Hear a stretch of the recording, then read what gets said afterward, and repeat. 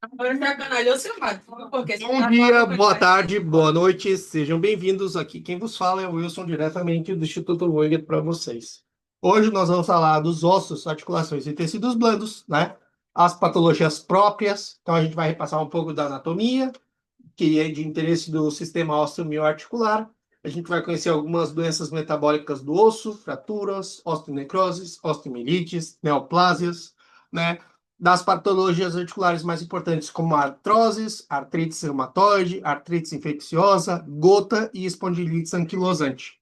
Sobre os tumores blandos, né, como afeta o tecido adiposo, os tumores fibrosos e os tumores musculares. Assim que, sem mais, siga-me os bons.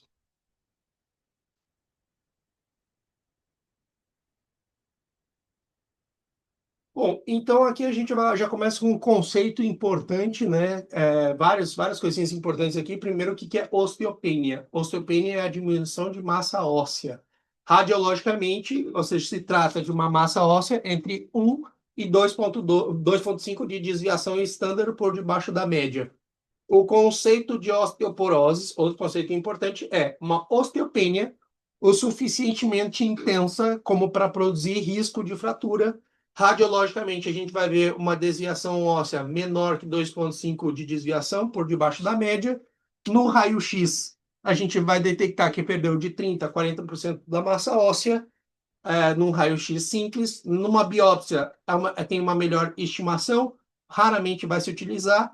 E na tomografia, o que a gente vai ver é a densidade óssea, tá? Que inclusive é aferida através dos corpos vertebrais.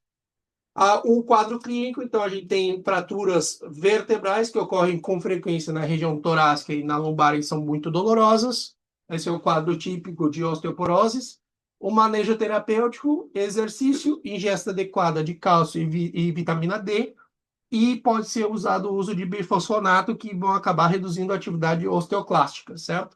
E vão acabar, ou seja, são os responsáveis por induzirem a apoptose. Então, isso é importante.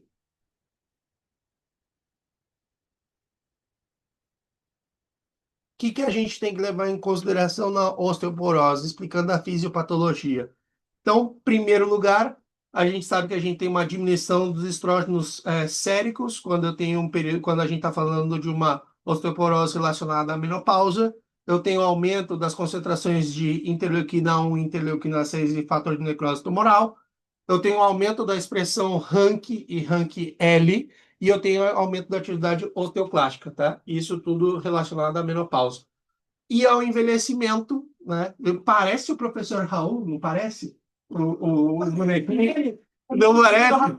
Cara, eu pedi para a inteligência artificial, faz assim, dessas características. Eu nem dei conta que ficou igual. Ainda tá com a camiseta, tá com a jaqueta do Grêmio ainda. Eu pedi para botar o senhor com a camiseta do Grêmio. Cara, igual o Raul, impressionante. Tem diminuição da atividade replicativa das células osteoprogenitoras, diminuição da atividade sintética dos osteoblastos, diminui a atividade biológica dos fatores de crescimento da matriz e redução da atividade física, tudo isso vai acabar, ou seja, sendo um fator que predispõe à osteoporose. Então, o que a gente tem que lembrar? A atividade física e a nutrição vão acabar sendo importantes para que a gente tenha uma massa óssea máxima e fatores genéticos, né? Então, aí a gente vai determinando como afeta a osteoporose durante a sua fisiopatologia. Bom, aqui a gente tem quais são as causas secundárias de osteoporose generalizada.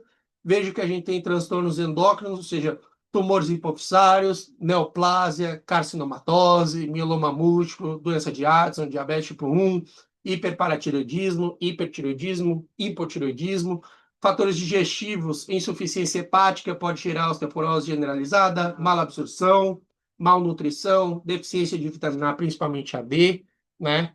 Fatores, fármacos, ou seja, o álcool, substância anticoagulante, antiepiléptico, quimioterápicos e corticoides, e outras coisas que podem acabar gerando osteoporose, como é o caso da anemia, homocistinúria, imobilização, osteogênese perfeita, imperfeita e a doenças pulmonares, tá? Então, tudo isso aí são outras causas de osteoporose generalizada. Que a gente tem que lembrar sobre a diferença da osteomalásia e raquitismo. Então, o raquitismo afeta as crianças, a osteomalásia afeta os adultos. A etiologia da osteomalásia, ou seja, da osteomalásia, é uma deficiência na mineração óssea, enquanto que nas crianças vai acabar sendo uma deficiência da mineração óssea e cartilaginosa. As placas de crescimento epifissárias na criança estão aberta, nos adultos estão fechadas, ou seja, por isso não se bem afetadas. E a matriz histológica, no caso, no raquitismo, eu tenho acumulação osteoide e cartílago desorganizado, enquanto que na osteomalásia eu tenho acumulação de osteoide não mineralizado. A fratura no raquitismo são menos comum, ela é mais deformante, e na osteomalásia elas são frequentes, principalmente em costiça e pelvis. As deformidades ósseas são graves no raquitismo, né? Eu tenho o rosário raquítico, as pernas arqueadas, e na osteomalásia estão ausentes ou são leves, né? Então, são coisas que a gente tem que levar em consideração em relação das diferenças da osteomalásia e do raquitismo. Hiperparatiroidismo. Então, lembrem que o hiperparatiroidismo está relacionado diretamente com o metabolismo fosfocálcico. Por quê? Porque eu tenho um aumento da reabsorção óssea, que vai acabar gerando uma ação ou seja, da PTH de maneira muito importante, né? Ou seja, e aí o que que acontece? Ela vai acabar inibindo essa hormona. Então, a primária tem uma secreção excessiva de PTH, da paratormona, e a secundária é por doença renal. A fisiopatologia, então, o hiperparatiroidismo vai acabar potenciando de uma maneira muito prominente a ação osteoclástica. Então, o que que acontece? Isso vai acabar gerando aquelas lagunas de Hall-Ship, né? Lembre que o osteoclasto ele tira do osso para colocar no sangue e deixa aquelas depressões ósseas que a gente conhece como laguna de Hall-Ship. Radiologicamente, a gente vê uma osteite dissecante, diminuição da densidade óssea e osteoporose. Então, aqui a gente consegue entender por que uma insuficiência renal crônica, ou seja, relacionada à síntese de vitamina D, né, ou seja, 1,5 vitamina D, ela está reduzida a atividade por causa da alfa-1 hidroxilase. Então, isso vai acabar gerando o efeito supressor da hipofosfatêmia, e aí a gente vai ter alteração justamente do que é o equilíbrio do sistema fosfocálcico. Então, sempre lembrando que quando eu tenho hiperparatiroidismo, eu estou mais predisposto a ter microfaturas, hemorragias secundárias, recrutamento de macrófago, né? Ou seja, crescimento de tecido fibroso interno. Então, tudo isso são coisas que vão acabar acontecendo, certo? Você gostou desse também? Sim. Osteodistrofia. Osteodistrofia, então a gente está vendo aqui que caracteriza por uma constelação de anomalias ósseas. Então eu tenho osteopenia, osteomalásia, hiperparatiroidismo, retraso no crescimento e vai acabar produzindo como consequência uma insuficiência renal crônica. Então aqui as características histológicas ósseas, eu tenho osteodistrofia de alto recâmbio, eu tenho doença aplásica ou de baixo recâmbio e eu tenho uma doença de padrão misto. A patogênia, eu tenho uma nefropatia de causa por disfunção tubular, por causa do hiperparatiroidismo secundário, e vai acabar diminuindo a função biosintética.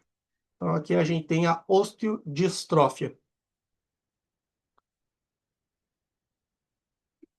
Osteites deformante. Então, a osteites deformante é um transtorno caracterizado pelo aumento de massa óssea, mas é desorganizada, é defeituosa e é conhecida como a doença de Paget do osso. Então, lembre que a gente tinha falado da doença de Paget da mama, que era por causa de um câncer intraductal que se esparcia, metastizava para as áreas próximas ao pezão, e a gente tem a osteite deformante, que é a enfermidade Paget do osso, né?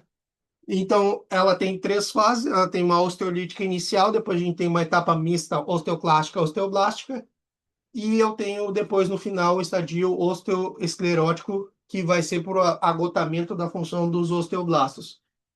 Ele se apresenta bastante na idade adulta, e a patogênia não se conhece de todo, tá? Então, o pessoal diz que tem alguma contribuição genética e ambiental, mas não está de todo claro. Aqui o que que a gente tem que lembrar? Olha só, se perguntarem característica histológica, que assim, é uma das coisas que pode acabar perguntando essas coisas de qual é o padrão histológico, a gente tem que lembrar que parecem peças de um quebra-cabeça. Olha aqui, ó. Eu quero que vocês vejam. Essas coisas que são muito evidentes, são assim, putz, só tem isso. Padrão em quebra-cabeça, que seria padrões histológicos em rompe-cabeças, isso é osteite deformante, tá? Então, isso é o padrão, a aparência similar a um rompe-cabeças, tá? Então, já sabe, isso é padrão similar a rompe-cabeças, eu já sei que é da osteites deformante, tá? Ela é comum em alguns países, Inglaterra, do pessoal da Europa. Fratura. Não é de todo maluco a gente pensar que nessa prova podem acabar chegando a perguntar para a gente sobre fraturas. Não é louco pensar. Cite os tipos de fratura. Diga o conceito de fratura. Então, lembre que o conceito de fratura é a perda da integridade óssea. E aí a gente vai ver quais são as classificações. Classificação fechada ou aberta, segundo a localização, pode ser epifissária, diafissária e metafissária. A gente tem as crianças podem ter a fratura em tacho verde, aquela que fica uma curvinha, tipo, o braço fica tortinho, né? Segundo o traço, pode ser transversal, oblíqua, longitudinal, em ala de mariposa ou cominuta. Cominuta, tipo, é clássico de alto impacto, esmagamento. Pum. E segundo a desviação, eu tenho as anguladas, as engrenadas e as acabalgadas, né? Ou seja, aquelas que estão Se soltam. se soltou e ainda está protruindo um pouquinho. Não necessariamente precisa ser. Aí eu não coloquei, né? Mas elas podem ser internas ou expostas, né? Então, tipo, também tem.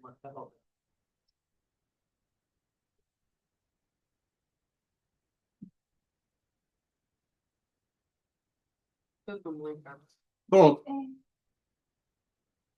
curação de fraturas. Então, se a gente está falando de fratura, a gente tem que pensar como o professor deu muita ênfase para como se descreve a curação de fraturas. Então, eu vou falar das fases. Eu tenho a formação de um hematoma do dia zero ao dia primeiro. Depois vai formar um cacho branco, né? A formação de cacho branco de 0 a 2 semanas. E depois eu tenho a formação do cacho ósseo, que é de 2 a 3 semanas. Lembrando que o período de remodelação é de 3 semanas a meses.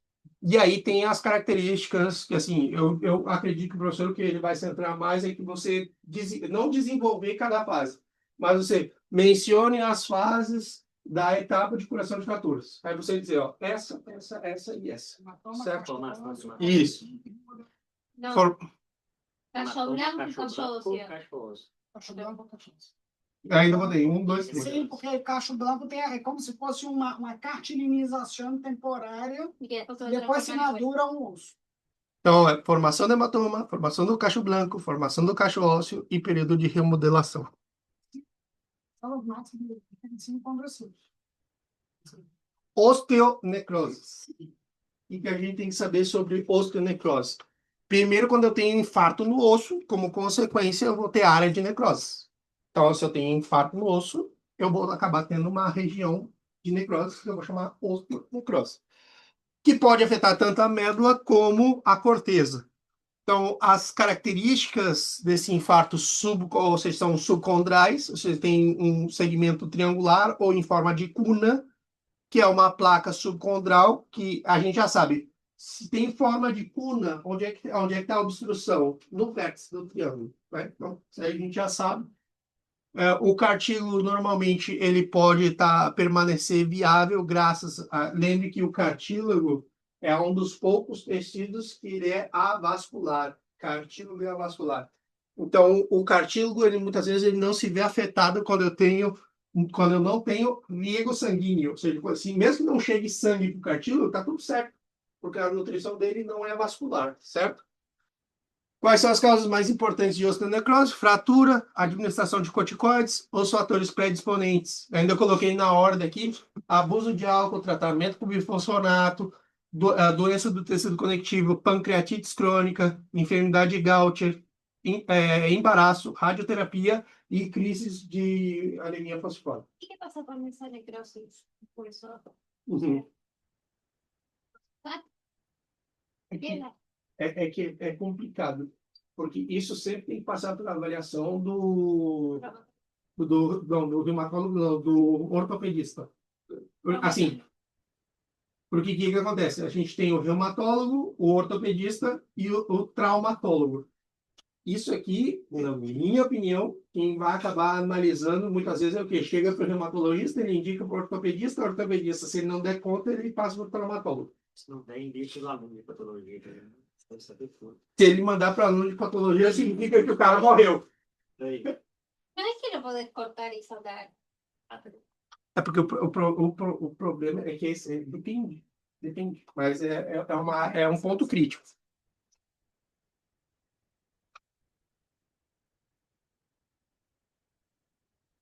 Osteomielite espiógena. Outra coisa que é sumamente importante. Tem umas coisinhas assim da parte óssea que são sumamente importantes e que o pessoal não dá muita bola. E assim, se eu tivesse que escolher, se eu sendo professor, tivesse maldade no meu coração, eu disse assim, vou pegar um tema aqui só para fazer a desgraça, né? Pô, tu pega essa parte de osteomielite, sim, sim.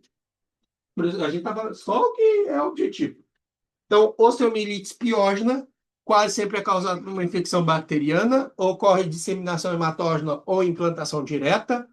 A etiologia Staphylococcus aureus, 80% a 90%. Escherichia coli, Pseudomonas e Klebsiella, principalmente em pacientes que têm infecção do tracto urinário ou que são usuários de droga. Haemophilus influenzae, Streptococcus beta-hemolítico do grupo B, em recém-nascidos e em pacientes que têm anemia falciforme. E depois a gente tem as infecções bacterianas, ou seja, aquelas que vão refletir, ou seja, que o paciente passou por algum tipo de inoculação direta durante o período de intervenção quirúrgica. Fase aguda, então as bactérias elas vão se proliferando, vão recrutando, e aí pode acontecer necrose das células ósseas e desenvolver até em 48 horas. Então, o que acontece? Se eu tenho necrose das células e a medula óssea pode acabar desenvolvendo osteomielite espiógena, que é um quadro que vai ter mal-estar geral, febre, escalafrios, leucocitoses, dor punçante intenso no osso afetado, né? E, às vezes, um recém-nascido pode ter uma febre inexplicável, né? No adulto, a dor é localizada. Então, se o cara está com osteomielite espiógena, a dor é bem, bem importante. O hallazgo radiológico é característica, é um foco lítico e destruição óssea que vai estar rodeado de esclerose. Fatores que contribuem para a osteomielite crônica, diagnóstico tardio, necrose óssea extensa, tratamento com antibiótico, desligamento quirúrgico inadequado, defesas debilitadas do hóspede. E quando a gente vê as complicações, fratura patológica, amiloidose secundária, endocardites e sepsis. Então, assim, não é uma coisa muito descabeçada, ou seja, maluca. Pode ocorrer e o professor pode perguntar. Isso aqui é das coisas que eu tenho gravado, assim, ó, isso aqui, se o professor quiser fazer uma maldade, ele vai perguntar sobre isso aqui. Osteomielites por micobactérias. Então, ela tende a ser mais destrutiva que a osteomielite piógena.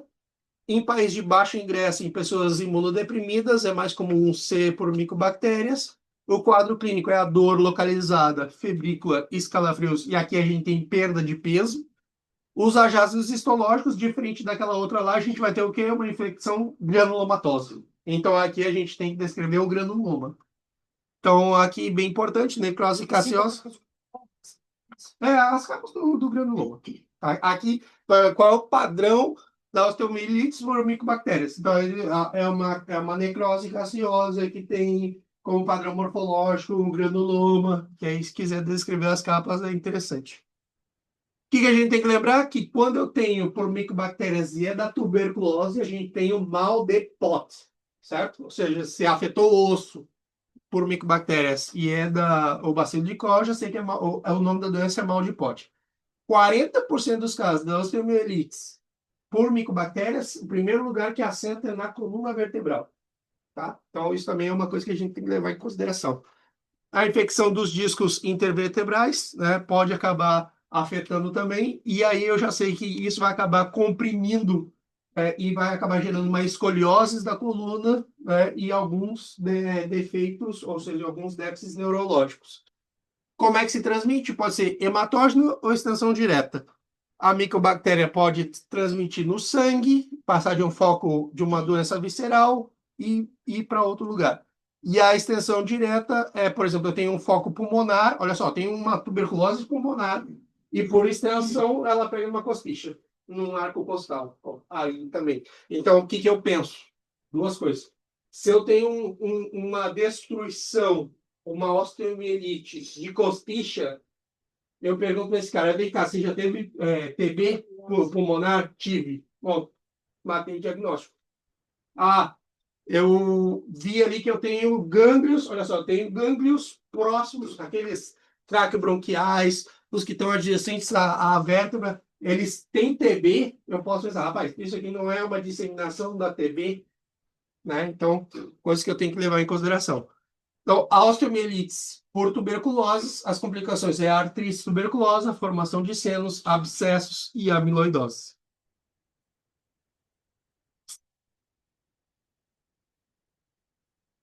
Osteoma, osteoide e osteoblastoma. Outra coisa que o professor fez questão de dar as diferenças, tá? O professor falou das diferenças. Osteoma, osteoide, eles medem menos de 2 centímetros e o osteoblastoma medem mais de 2 centímetros.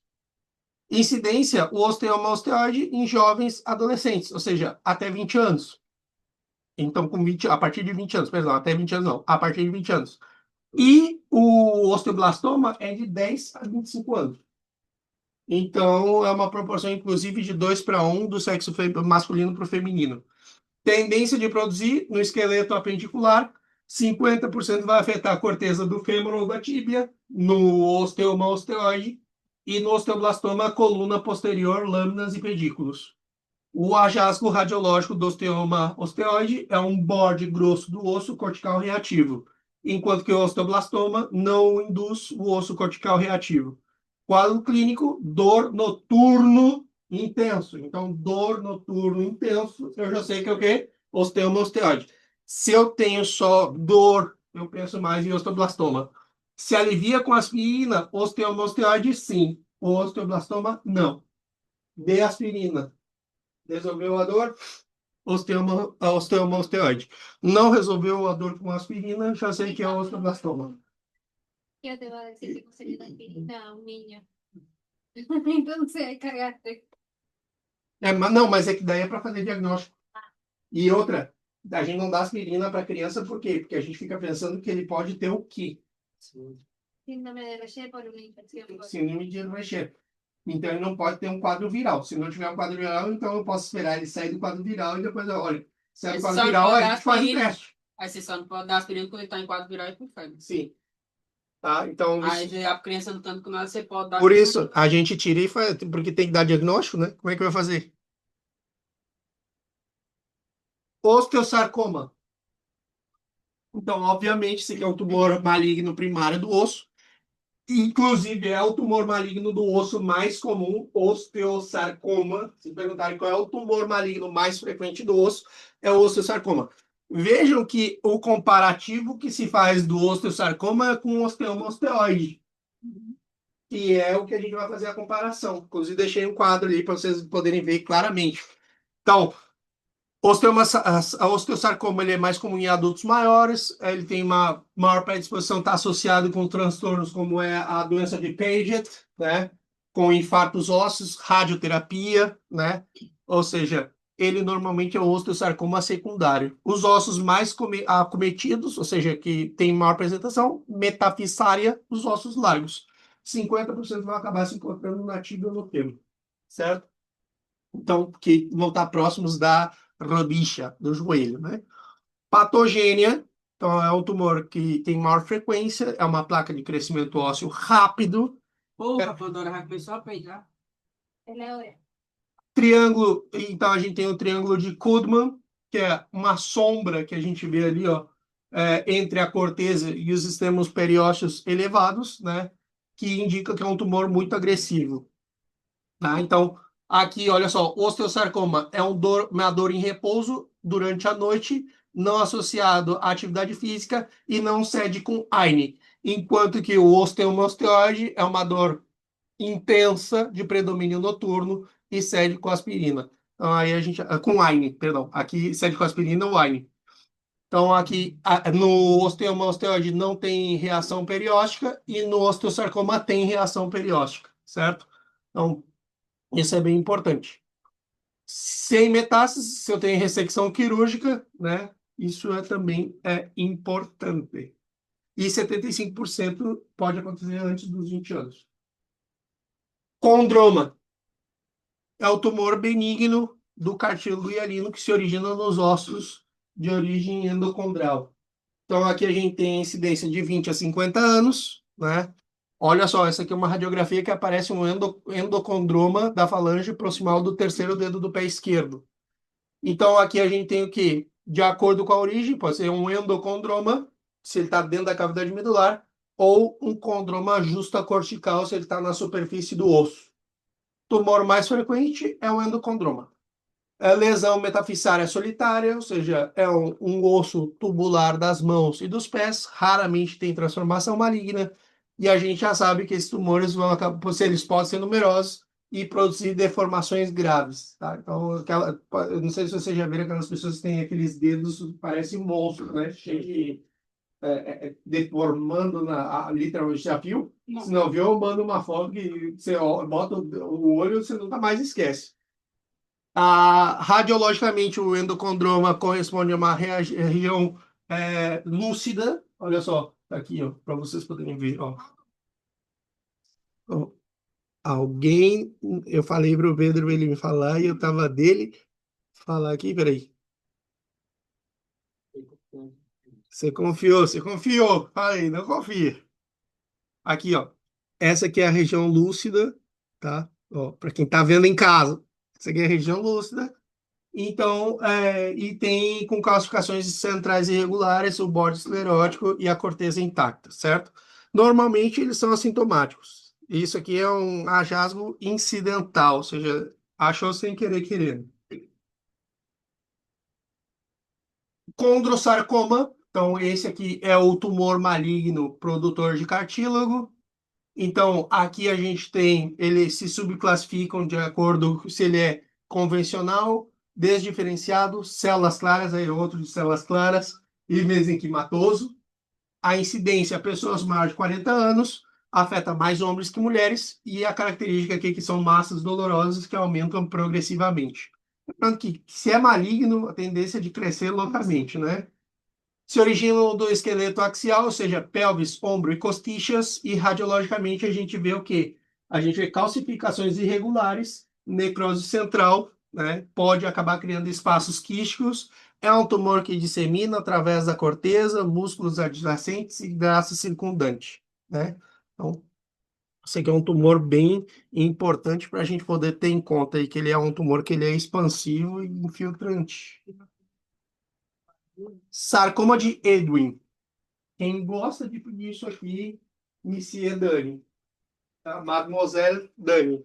Quem for tomar, vai gostar de tomar. Só toma um. Então, aqui, do sarcoma de Ewing, é um tumor ósseo maligno caracterizado por células redondas primitivas, sem diferenciação evidente. Eles vão representar cerca de 6 a 10% dos tumores ósseos. Isso aqui é sumamente importante que a gente tenha em consideração. Dos tumores malignos primários, eles vão acabar sendo, ou seja, eles seguem o osteosarcoma como o segundo mais frequente. Então, eu penso dos tumores malignos de osso, osteosarcoma, e depois eu ponho em segundo lugar o sarcoma de Ewing, certo? Aproximadamente são crianças, 80% a incidência são em crianças, então o sarcoma de Ewing é mais comum em criança, e a gente já sabe, menor de 20 anos, e o quadro clínico é lugar que está afetado é dor e quente. Dor e quente. O lugar onde está é doloroso e quente, por quê? Porque o osso está inflamado, certo? Ou seja, tem uma inflamação. Então, o que a gente vai ver se tem inflamação? Febre, velocidade de eritrosedimentação aumentada, leucocitoses e anemia, certo? A morfologia, aqui vai aparecer as rosetas de Homer-Wright, que é um grupo de células redondeadas com núcleo fibrilar central, que tem uma diferenciação neuroectodérmica, que é isso aqui que a gente está vendo. Ó. Não sei de onde é que eles vêm, rosetas de Homer-Watt. Então, mas é isso Tem aí. cara de roseta aí, né? Mas tem. Vai firme, que tem. Se origina dos ossos largos, como o fêmur, ou ossos planos da pelvis, né? observa o quê? Uma cavidade medular que invade a corteza, tá? Olha só, aqui dá para enxergar bem direitinho.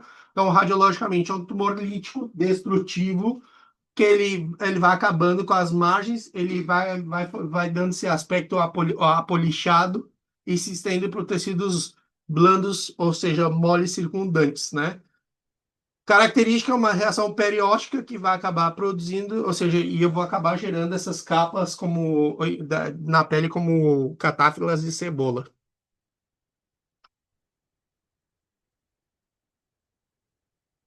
T de células gigantes. Então, a T de células gigantes se caracteriza por numerosas células gigantes, multinucleadas, do tipo osteoclasto. Lembre que o osteoclasto também era chamado de célula fantasma, porque ela tinha um monte de núcleo. Então, aqui a gente está falando de T gigante, né? Ou seja, que é do tipo osteoclasto, denominado também osteoclastoma. É o tumor de células gigantes, são benignos, potencialmente, ou seja, podem ser localmente invasivos. Então, esse tumor de células gigantes, também chamado de osteoclastoma, eles são benignos, mas potencialmente eles podem acabar sendo invasivos localmente. É um tumor pouco comum, da terceira e quinta década de vida. O quadro clínico afeta mais o joelho, a rodicha, o fêmur distal, a tíbia proximal. Praticamente pode afetar qualquer osso, tá? E a morfologia, eles destroem a corteza subadjacente, deixa os tecidos blandos com uma região abultada, delimitada, com pouca capa delgada reativa, e se originam dentro da epífise e pode se entender ou seja, a célula metáfise, na região metafissária. Então, radiologicamente, predominantemente lítica, expansiva, destruição de corteza, e também se aprecia a fratura radiológica. Toda vez que a gente pensa em um paciente que vem com uma fratura patológica, a gente tem que pensar que pode ser um tumor de célula gigante ou osteoclastoma. Artroses. Então, a artrose também a gente consegue. Isso aqui também é outra coisa que é o pão nosso de cada dia. A artrose, também conhecida como doença degenerativa articular, caracterizada por degeneração do cartílago, né, que é resultado de uma falha estrutural funcional das articulações sinoviais.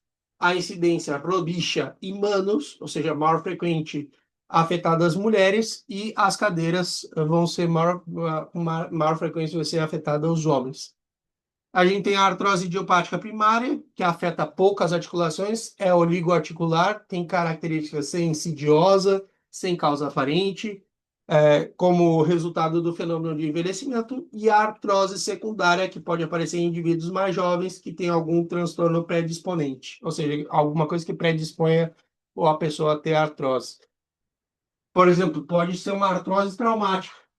Por exemplo, a pessoa tem 25 anos, caiu de moto, lesionou o joelho, pronto, aí ganhou uma artrose de presente, né?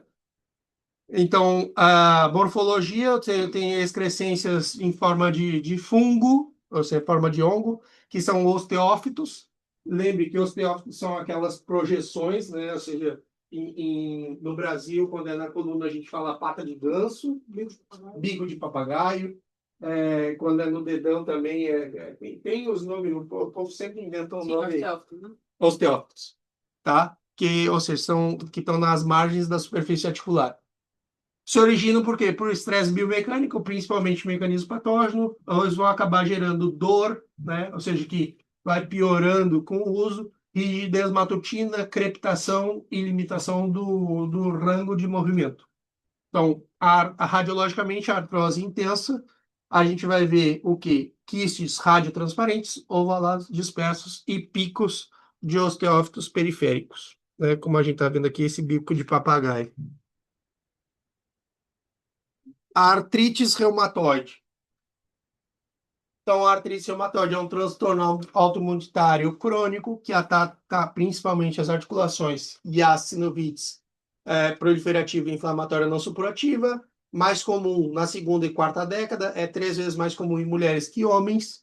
A gente já sabe que o quadro clínico característico da artrite reumatoide é o quê? Dor nas articulações, inchadas, quentes, rigidez articular matutina, que quando a pessoa começa a fazer atividade física, diminui a dor, isso é importante, essa é uma das diferenças das duas, Diferença de uma para outra. de uma para outra. Agrandamento progressivo da articulação, e eu tenho, ou seja, conforme o tempo eu vou diminuindo o rango, ou seja, a amplitude de movimento. Se dá bem, vai bem o tratamento com corticoide e com outros imunossupressores para diminuir a inflamação, diminuir a destruição das articulações. E lembrando que a patogênia é sempre uma resposta autoimunitária que começa com o linfócito T helper CD4 positivo, certo? Então, geralmente afeta a artrite reumatoide, afeta pequenas articulações, principalmente da mão e dos pés, né? Pronto, isso aqui são as coisas. Pra focar o. Onde mais, Luiz? O quê? Aonde? A parte do exercício físico tá onde? Não, o do exercício físico é quando, enquanto você, tipo assim, você acorda e aí você começa a praticar, você começa a se mover e diminui. Diminui. Falta só um termo, gota. Falta só gota? É a gota. Então, gota. O que a gente tem que saber sobre gota? Então, característica para ataques transitórios de artrite aguda iniciados por cristais de urato monossódico depositados no interior das articulações, né? Aquele paciente está com aumento de ácido úrico, a tendência é se depositar nas articulações. Incidência entre 20 e 30 anos, mais comum no sexo masculino. Lembrando que aqui o excesso de ácido úrico, a tendência dele é precipitar e acabar causando essa patologia. Ou seja, o que a gente considera como hiperuricemia quando o urato está por cima de 6,8 miligramas por decilitro. Então, não necessariamente a pessoa que está com hiperuricemia vai acabar desencadeando a gota. Não é assim, tá? Tem que ter precipitação, tem que... ou seja, então eu posso ter alguns determinantes, ou seja, eu posso ter aumento da produção de ácido úrico ou a excreção do ácido úrico está diminuída, né? Ou seja, eu tenho retenção de ácido úrico. Qual é o comum quadro clínico? Eu tenho crises dolorosas repentinas, de início repentino. Classicamente, é aquele paciente que vai chegar no plantão 3, 4 horas da manhã, com uma dor matando no dedo gordo do pé, e aí você pergunta para ele, vem cá, o que tu fez ontem? Tipo, ontem na noite, o cara comeu. E se esbaldou de carne vermelha, se esbaldou de cerveja, é a combinação. Esse é o cara que vai chegar no plantão. Vermelho, vai estar muito vermelho e falar. Então, e ele pode ter uma ligeira febrícula. O sinal, o selo patognomônico é quando a gente observa depósito de cristais de urato na radiografia, né? E a pseudogota é aquelas que eu tenho depósito de pirofosfato de cálcio em pessoas de mais de 50 anos. Isso aqui é um diagnóstico diferencial, tá? Para a gente poder ver o que é a pseudogota. Então, é depósito de cristais de piruvato de cálcio, não é nem de ácido úrico. Radiologicamente, borde bem definido, esclerosado, saco bocado, né? A gente tem localização paraarticular, intraóssea, e pode ter um borde sobressalente, né? Que a gente, inclusive, vai ver o signo de Martel. Então, o que a gente tem que levar em consideração aqui, lembrando que 90% dos casos eu tenho a gota primária e a principal manifestação é justamente essa que a gente falou. O paciente diz que é como se tivesse um cão mordendo o dedo do pé dele. Eu digo, olha, eu sinto como Satanás está comendo o meu dedo. É desse jeito. Ele diz, rapaz, para mim é o Satanás que está comendo meu dedo, certo? Pronto. Fim. Ah, que bom, vamos conseguir ver endócrino ainda. Vamos dar um... Que break, mostral. Cuida. Lá deu um quebrado, mas deu assim, ó. Isso não tá falando sério. A vida. Absorvi quase nada aí já de. Mama. E eu sei que vai cair.